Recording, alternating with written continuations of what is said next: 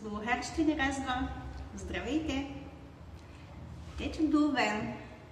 Pamatujete si, jak se to řekne bulharsky?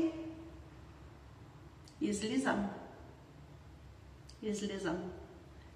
Říkám to vám ještě tady, protože je venku fouká strašný vítr a budeme do toho kecat. Takže izlizam. Naštěstí aspoň neprší. Takže nepotřebuji deštník, ale no to vidíte, možná i slyšíte. A teď se naučíme jedno nové slovičko. To bude sraz, protože já jdu na sraz. Kdyby to bylo zkuska nebo rande, znělo by to stejně.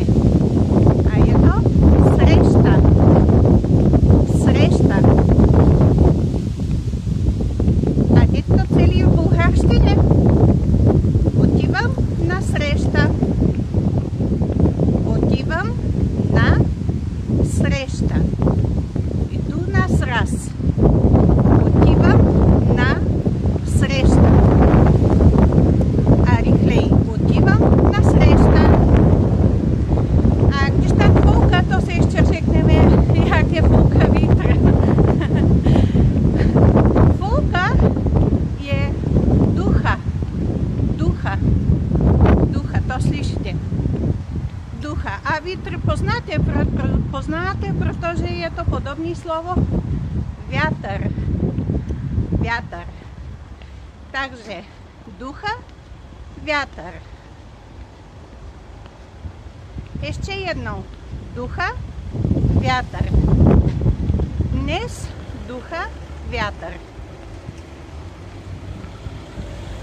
A když chcete říct, že je čaj horký a foukáte, aby vychladl, taky je to ducham. Ducham. Ducham. Vítr fouká. Větr ducha. A ducham čajat. Čaj je mezinárodní slovo, je to skoro stejný. Ne skoro, ale úplně stejný. Takže naučili jsme se ještě jedno slovo. Ducham a ducha.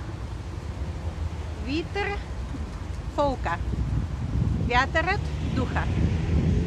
Nebo ducha větr.